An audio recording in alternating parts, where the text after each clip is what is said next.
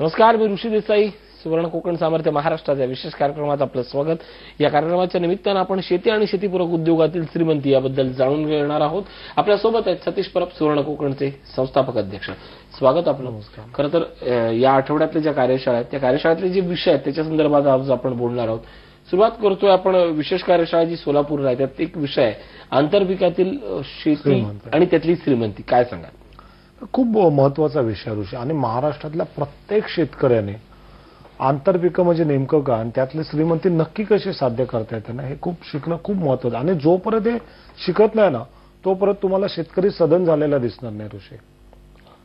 आपल्या आजूबाजूलाच अशा काही गोष्टी आहेत ना, त्याचा जर आपण प्रॉपर वापर केला, कल्पकतेने जर उपयोग केलात ना, तर कमीत कमीत पैशात तुम्ही श्रीमंती साध्य करू शकता. आज आपण त्या पांढऱ्या ह्याच्यावरती विषयावरती एवढा पैसा खर्च करतोय, त्या युरियावरती, त्या खतांवरती ना, आणि त्याच्यातून साध्य देखील काही होत नाहीये. त्या जमिनी सुद्धा आमच्या नापीक होत चालल्यात. आणि आपल्या येणाऱ्या भवितव्याला जर आपल्याला वाचवायचं असेल भविष्याला त्या विषयुक्त अन्नापासून ना, तर आपल्याला ही सुरुवात प्रत्येकाला आज नाही तर कधीतरी तुम्हाला करावीच लागेल. पण जेवढा उशीर कराल तेवढा तुमचं खूप मोठं नुकसान झालं असेल. आज कितीतरी जमिनी महाराष्ट्रात बंजरच्या बंजर होत्या, तुमच्या त्या उत्पादनाला भावही भेटत नाही. पण तेच सेंद्रिय पद्धतीने गेलेल्या शेतीला किती भाव भेटतोय बघा. आणि हे सारंच एक छोट्याशा बोलतात ना ह्याच्यातून आपल्याला साध्य करायचं. एक देशी गाय, त्याचं शेण आणि गोमूत्राचा कशा पद्धतीत कल्पकतेने वापर करायचा, आंतरपिकं नेमकी काय घ्यावी. आणि हा विषय आता घेण्यासारखा महत्वाचा काम आहे तर ऋषी. कारण तुम्ही जर सोलापूर वगैरे हा जो एरिया बघितला तर तिथे दुष्काळाची छाया असते.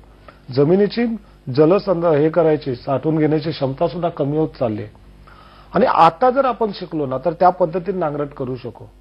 पुन्हा नाहीतर ते वर्ष फुकट जाईल. आणि म्हणून त्या दीपक नरवड्यांना मी तिथे नेतोय, जे स्वतः डाळिंब पिकाबरोबर 10 ते 11 आंतरपिकं घेत आहेत.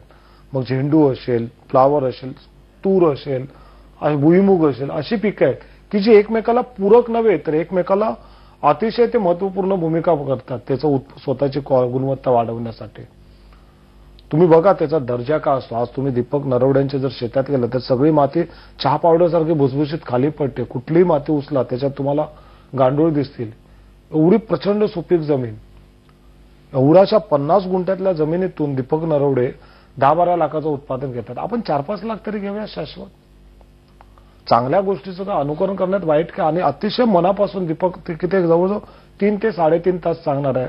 सोलापूरमधल्या प्रत्येक शेतकऱ्याला जर सदन व्हायचं असेल तर नक्की काय करावं, सुरुवात कशी करावी, ह्या सगळ्या गोष्टीचा उलगडा या सोलापूरच्या कार्यशाळेत होणार आहे. सोलापूरच्याच कार्यशाळेत आपण ह्यांना बोलवलंय, डॉक्टर श्रीकांत सटाले. औरंगाबादवरून खास त्यांना मी तिथे बोललो. तुम्ही जर प्रवास बघितला ना 8 ते 10 तासाचा प्रवास असतो, पण खूप हॅरेसमेंट करणारा असतो. पण तरी सुद्धा ते येतात. त्यांच्या आपल्या मातेशी, आपल्या मातृभूमीशी काही बांधिलकी आहे.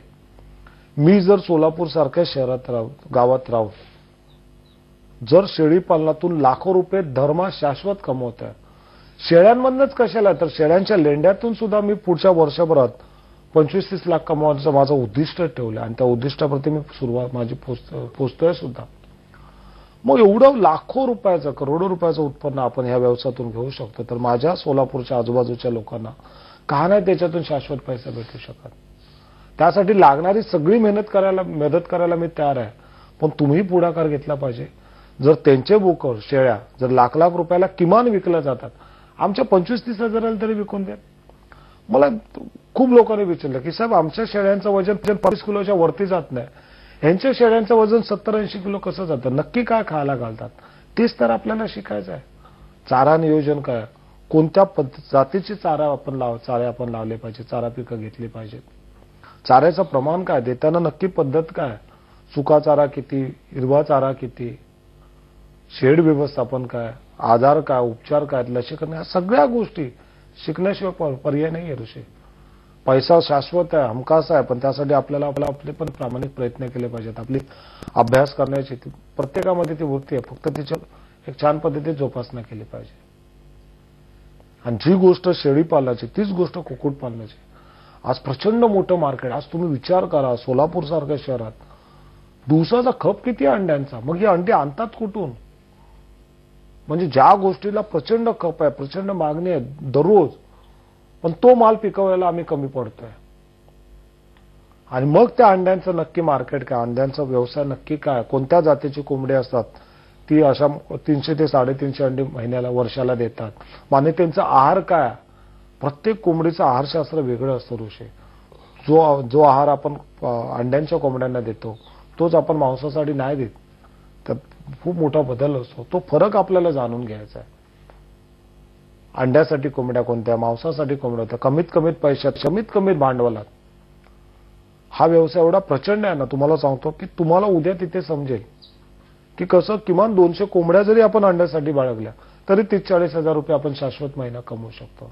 आणि मग हे सगळं जाण्याचं असेल ना तर आपल्याला थोडा वेळ काढला पाहिजे, शिकलं पाहिजे, समजलं पाहिजे, अनुभवलं पाहिजे. आणि मग बघा, तुम्ही धंद्यात कधीच मागे फिरून बघा. तुम्ही म्हणताय की हे सगळं जाणायचं असेल तर शिकलं पाहिजे, अनुभवलं पाहिजे, पण ही शिकण्याची आता वेळ राहिली नाहीये असं अनेकांना वाटतंय. ज्यांचं वय वर्ष 70 असतात, ज्यांचं वय वर्ष 17 असतात ते म्हणतात की मी आता शिकून मला बाकीचं कधी शिकू. तर या दोन मनोवस्थेतल्या फरकाला काय आपण सल्ला द्याल? कारण बोलतात ना, ज्याला कारण द्यायचं ना तो प्रत्येक गोष्ट देतो. आज आमच्याकडे 78 वर्षाचे पुरंदरे काका आहेत. ते आजही मोठ्या जोमाने नव्याने शेती करतात आणि अतिशय शाश्वत शेती करतात. ह्याला कधी हे नसतं, वेळेचं बंधन नसतं, काळ वेळेचं की माझं हे वय आहे किंवा माझ्याकडे हे नाहीये. तुम्ही कारण कधी आणि केव्हा देणार आहेत आणि किती वेळा देणार आहेत. तुमची इच्छा तर दबली गेली नाही ना, मेलेली नाहीये ना. तुमच्या कुटुंबाला चांगले दिवस दाखवण्याची ती मात्र तरुण आहे ना. मग त्या इच्छेला जर उद्दिष्टाचं, ध्येयाचं जर स्वरूप द्यायचं असेल ना तर वय, काळ, पैसा ही तुमची हे असूच शकत नाही. तुम्हाला जर नव्याने सुरुवात करायची ना तर त्यासाठी मुहूर्त नाही लागत आहे. ज्या दिवशी तुम्ही तुमच्या मनात निग्रह करता, ज्या दिवशी तुमच्या मनात तुम्ही निर्धार करता की नाही बस झालंय, मला आता हे बदलायचं आहे, मला माझी नव्याने सुरुवात करायची आहे ना, तेव्हा मात्र तुम्हाला श्रीमंत होण्यापासून जगातली कुठलीच शक्ती रोखू शकत नाही. पण ती जी इच्छाशक्ती असते ना ती खूप प्रखर असली पाहिजे ऋषी, खूप प्रामाणिक असली पाहिजे. वरवरचं वाटून काय फायदा नाहीये. आणि ह्या कार्यशाळेत नेमकं काय शिकवलं जातं? ह्या कार्यशाळेत तेच शिकवलं जातं की कशा पद्धतीत कुठल्याही विपरीत परिस्थिती असताना सुद्धा तुम्ही कशा पद्धतीत शाश्वत श्रीमंती साध्य करू शकता. आणि म्हणून प्रत्येकाला कार्यशाळेत येणं, तिथे अभ्यास करणं, त्या गोष्टीचं अनुकरण करणं ना खूप गरजेचं आहे. हे अनुकरण करणं किंवा हे सगळं फॉलो करण्यासाठी सुरुवात कुठून करावी? सुरुवात प्रत्येक गोष्टीची म्हणजे उद्योजकतेची, ही उद्योजक निर्माण कार्यशाळेतूनच होते. पहिली खरी सुरुवात म्हणजे जी ठिणगी पेटते ना, बोलतो ना आपण प्रकार, हा प्रकार हा आता कार्यक्रम चालू असताना होतो. इथे आजपर्यंत लाखो नाही कितीतरी लोकांच्या मनात ही ठिणगी पेटली आणि त्याचा जे परिणाम आहेत, त्याचे जे हे आहे, तुम्हाला जर अनुभवायचं असेल ना तर तुम्ही कधी कार्यशाळा बघा ऋषी. हजारोच्या म्हणजे दर आठवड्याला आपण किमान 2 ते 3 हजार नवीन लोकांना तिथे येत असतात, शिकत असतात. तुम्ही जर महिन्याचं हे बघितलं पूर्ण डाटा आमच्याकडचा सुवर्ण कोकणचा, तर दरमहा 8 ते 10 हजार शेतकऱ्यांना आपण मार्गदर्शन करत असतो, त्यांच्याशी संवाद साधत असतो. त्यांना यातले प्रत्येक विषयातले श्रीमंती, त्याची खोली किती आहे ही उदाहरणासहित पटवून देत असतो. उद्योजक निर्माण कार्यशाळा असेल, विशेष प्रशिक्षण असेल. आणि मग ही आता ठिणगी भेटली का त्याचं तुम्हाला रूप त्या कार्यशाळेत दिसेल. कार्यशाळेत आल्यानंतर आपल्याला समजतं की अरे असे कितीतरी विषय आहेत ज्यांच्याकडे आज आपण व्यवसाय म्हणून किंवा उद्योग म्हणून कधी पाहिलाच नव्हता, की याच्यातही एवढी प्रचंड श्रीमंती असेल. नुसती असेल नाही तर ती श्रीमंती आत्मसात केलेले सुद्धा हजारो शिलेदार आपल्या आजूबाजूला हे तेव्हा समजतं. त्या ठिकाणी आपल्याला समजतं, आपल्या सामर्थ्याची जाणीव आपल्याला त्या उद्योजक निर्माण कार्यशाळेत होते. आणि मग तिथे तुमचा जो निग्रह असतो, निर्धार असतो, तो खूप पक्का होतो. आणि तिथे समजतं की उद्योग धंदा हा फक्त पैशासाठी नाहीये, तर त्याच्याही पलीकडचा आहे. आणि आपण जर उद्योगधंदा नाही केला तर आपली अवस्था तर काय वाईट असेल ते माहीतच आहे, पण आपल्या पुढच्या पिढीचंही किती मोठं नुकसान होणार आहे ना, हे त्या उद्योजक निर्माण कार्यशाळेत समजतं. उद्योजक निर्माण कार्यशाळेतनं आपण आजपर्यंत काय गमावलंय आणि या क्षणापासून काय कमावू या सगळ्याचं मार्गदर्शन असतं. तुम्हाला या कार्यशाळेत सहभागी व्हायचं असेल तर आवर्जून या स्क्रीनवर दिसणाऱ्या नंबरशी संपर्क साधा. फक्त आपण भेटतोय 8 तारीखला पुणे येथे आणि 9 तारीखला पनवेल येथे. इथे 2 दिवस या उद्योजक निर्माण कार्यशाळा असणार आहेत आणि विशेष प्रशिक्षण कार्यशाळा या सोलापूर आणि ठाणे इथे. जाणून घ्या, माहिती करा फोनवर स्क्रीनवर दिसणाऱ्या नंबरशी. एक छोटासा ब्रेक पाहत राहा. सुवर्ण कोकण सामर्थ्य महाराष्ट्राचे.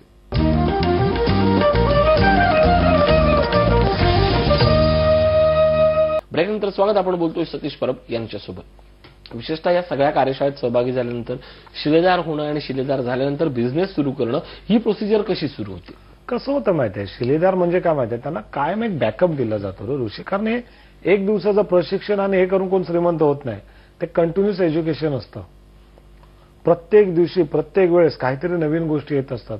मागे मी तुम्हाला एका कार्यक्रमात सोलापूरलाच बोललो होतो की जेव्हा सटाले साहेबांना, श्रीकांत सटाले साहेबांना जेव्हा मी सोलापूरची कार्यशाळा बुक करायला सांगितलेली, हॉल वगैरे, तेव्हा ते दिल्लीला होते. मी बोललो दिल्लीला काय करताय तुम्ही कामाला तर इथे आहात ना, ऑफिस तुमचं औरंगाबादला. बोलते परब साहेब शेळी पालनातलं एक ऍडव्हान्स प्रशिक्षण होतं. बोला आता कसलं प्रशिक्षण घेतं? महाराष्ट्राला शिकवतं आधुनिक शेळी पालन कसं करायचं, शाश्वत पैसा कसा कमवायचा तो.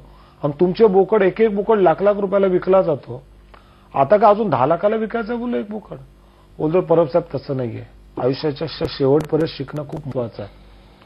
ही जी जिद्द असते ना, बोलते तळमळ असते ना नवीन गोष्टी साध्य करण्याची ना, ते खूप महत्वाची आहे ऋषी.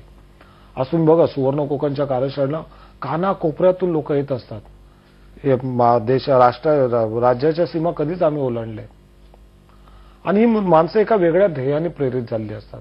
आणि मी तुम्हाला सांगतो ऋषी, जेवढे आजपर्यंत यशस्वी उद्योजक तुम्ही बघाल किंवा श्रीमंत माणसं बघाल तर यांच्यात एक खूप मोठा फरक असतो ऋषी.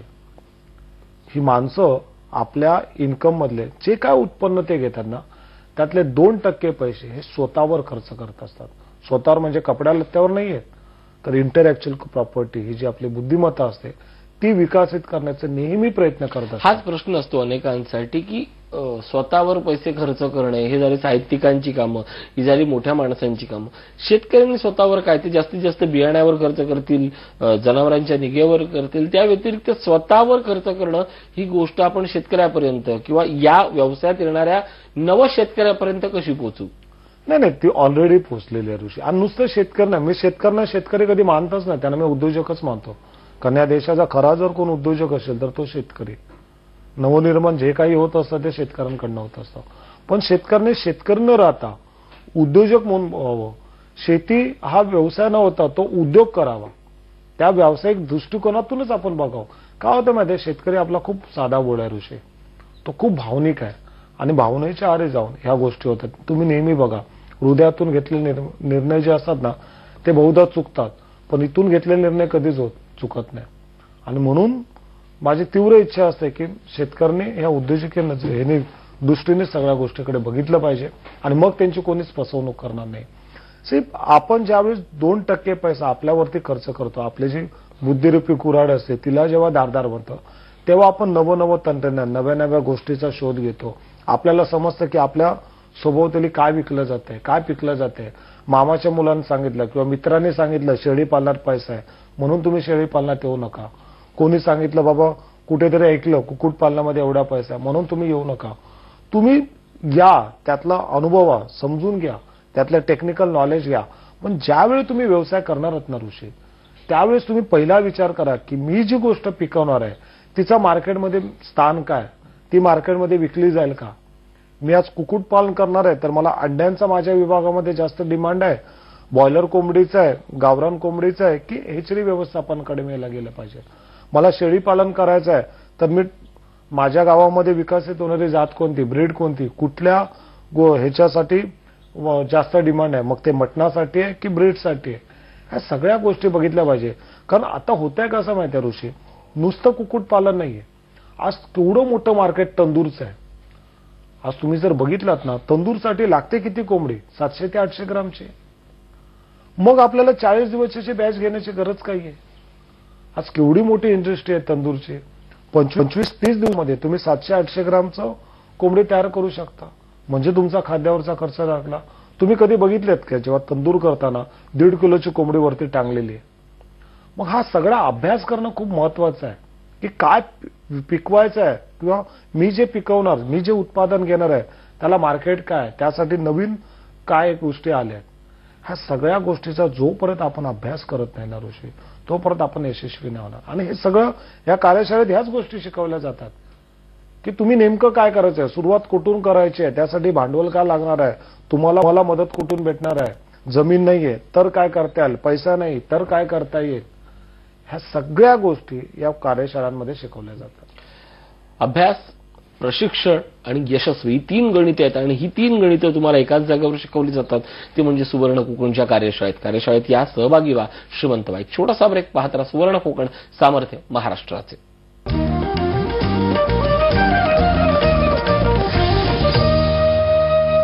एक सेकंद महत्वाचा आहे. कधी एकदा माझा बिझनेस मी शेती सुरू करतो याची आस लागते. अशा वेळेला हे 2 महिने, एप्रिल आणि मे, या 2 महिन्यात उद्योजक म्हणून, शिलेदार म्हणून आपण काय करता येऊ शकतं या चळवळीच्या माध्यमातून?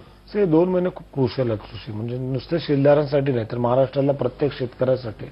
आणि मी तर म्हणतो की प्रत्येक क्षण हा आपल्यासाठी अतिशय महत्वपूर्ण असला पाहिजे ऋषी. वेळेची आपण जर किंमत नाही केली ना तर आपली कोणीच किंमत नाही करणार. त्यामुळे आपल्याला त्या गोष्टी एक अतिशय व्यावसायिक दृष्टिकोन बघितल्या पाहिजे. आताचा अतिशय महत्वपूर्ण महिना का ऋषी, कारण आता आपण जे शिकू, जे समजून घेऊ ना, ते आपण इम्प्लिमेंट करणार आहोत. आणि नंतर मग एकदा हंगाम सुरू झाला तर नंतर मात्र ते फुकट जातं. तुम्ही आता पुढच्या महिन्यामध्ये जर हळद लागवड शिकलात तर त्याची लागवड करणार कधी, ते इम्प्लिमेशन करणार कधी, तर पुढच्या वर्षी, म्हणजे 1 वर्ष तुमचं पुढे गेलं. आणि म्हणून जाणून बुजून आम्ही हा विषय रविवारी याला ठेवलाय, ठाण्याला ठेवलाय. तीच गोष्ट शोभिवंत माशांची. आताच्या स्टेजला आम्ही गोड्या पाण्यातल्या माशांचा हे नाही ठेवू शकत, अभ्यास नाही ठेवू शकत, कारण तो जुलै ऑगस्टमध्ये घेणंच नेहमी योग्य असतं. प्रत्येक गोष्टीची काळ वेळ असते. आता पनवेलची कार्यशाळा आहे, तिथे आम्ही मुख्य विषय कोणता घेतोय तर तिथे आम्ही हळद लागवड आणि शेवगा लागवड. प्रत्येक गोष्टीचा एक काळ असतो, एक वेळ असते आणि त्या पद्धतीने आपण शिकवतो. पनवेलला तुम्ही बघा, आम्ही ह्यांना श्रावण पिंपळ्यांना देतोय, ज्यांनी स्वतः अतिशय कमी जागेमध्ये ऋषी खूप चांगलं उत्पादन शेवगाचं घेतलं. मग ती शेवगाची नक्की लागवड कशी, कशा पद्धतीत ते खड्डे मारले पाहिजेत, खत व्यवस्थापन काय, कोणत्या जातीची बियाणं आपण लावली पाहिजेत, ह्या सगळ्या गोष्टी शिकवल्या जातात. आणि त्यामुळे प्रत्येक कार्यशाळा ही तुम्हाला खूप काही देऊन जाणारी असते ऋषी.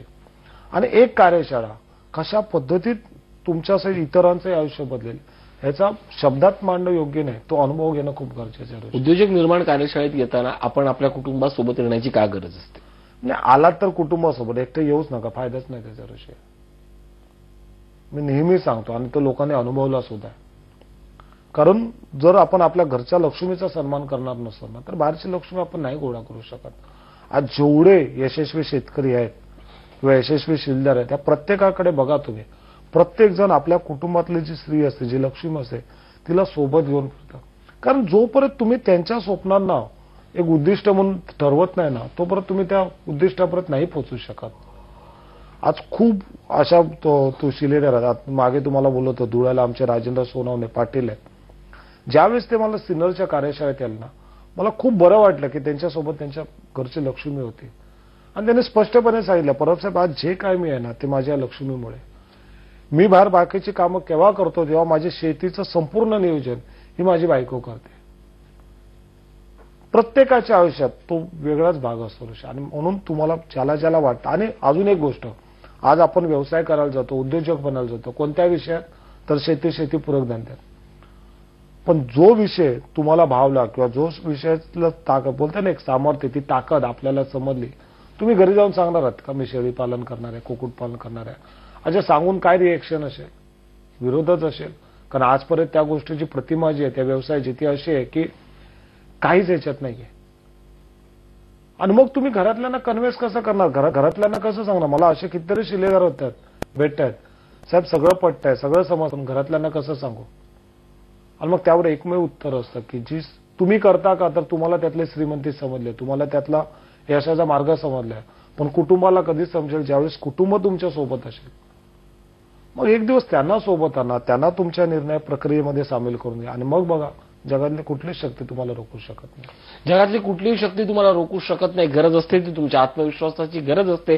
ती मी हे करेन हे स्वतःला सांगण्याची आणि कर्तृत्वानं दुसऱ्याला सिद्ध करून देण्याची. तुमच्यात जरी धमक असेल, क्षमता असेल आणि तुम्ही हे करू शकता, हे तुमच्या कुटुंबासोबत तुम्हाला कॉन्फिडन्स असेल तर या चळवळीत शिलेदार व्हा आणि श्रीमंत व्हा. त्यासाठी आपण भेटूया 8 तारखेला आपण पुणे येथे उद्योजक निर्माण कार्यशाळेत भेटतोय, 9 तारखेला पनवेल येथे भेटतोय. तर 9 तारखेलाच विशेष कार्यशाळा होते सोलापूर आणि ठाणे येथे. चारही कार्यशाळेसंदर्भात माहिती जाणून घ्या या स्क्रीनवर दिसणाऱ्या नंबरवर फोन करून. परत या ठिकाणी आलात, खूप सुंदर मार्गदर्शन केलं, धन्यवाद आणि आभार.